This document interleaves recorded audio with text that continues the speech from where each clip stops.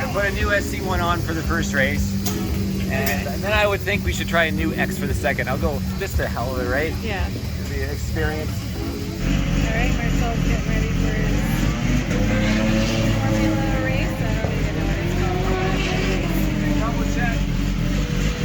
Checking, double checking. Double check those pressures again. In air temp is now 27.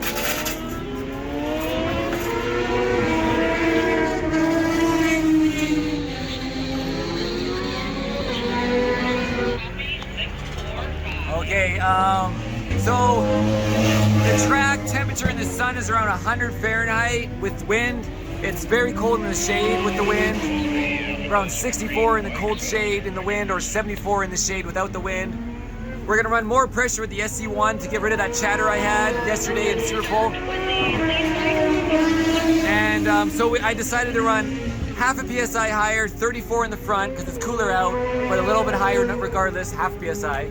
And we're running 23 in the rear. I've settled on 23. Low enough to build heat, but it's not 113 Fahrenheit, it's 13 Fahrenheit cooler, and 20 Fahrenheit cooler in the shade, so I don't want to overheat the tire, but I don't want it to not get enough temperature. So 23 is, instead of 26 and 21 and a half, 23 is like pretty much all that evidence, all the information we made has brought me to this conclusion. In hindsight, we should have tested this morning more. We should have been out there, and qualifying was, I almost died in qualifying or would have killed somebody. Nick, who like stopped in the chicane at the apex, and the video footage, my camera didn't record, the memory card went full, so that's gone. But that moment out of my head. We're gonna go. Pink Staff got a 47.9 for qualifying.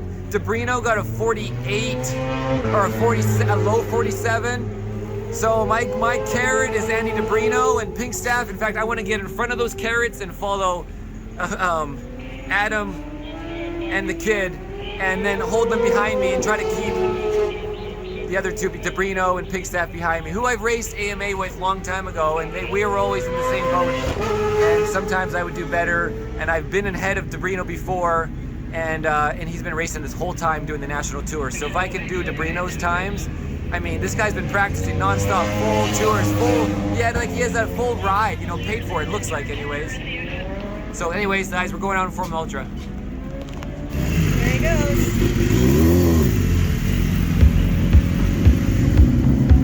Go get him, Ernie.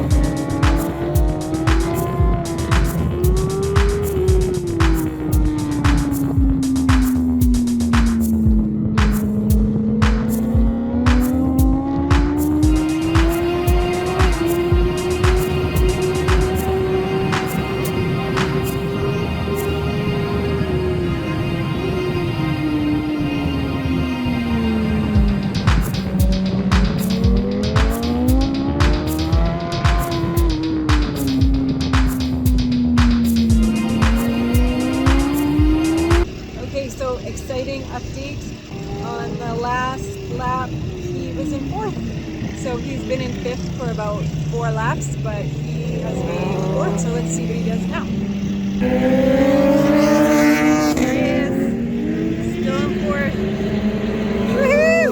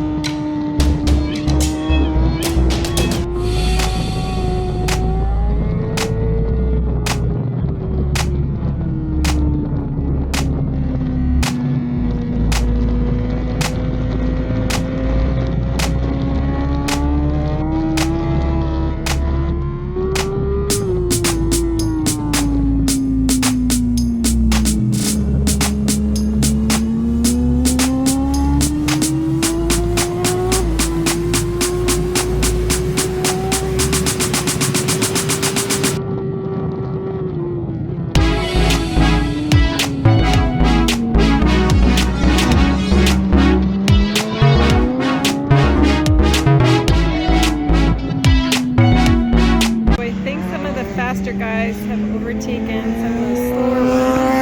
This guy in red is the leader. Behind him, you can see up, there comes that green bike, and where's Marcel? He is in the back there.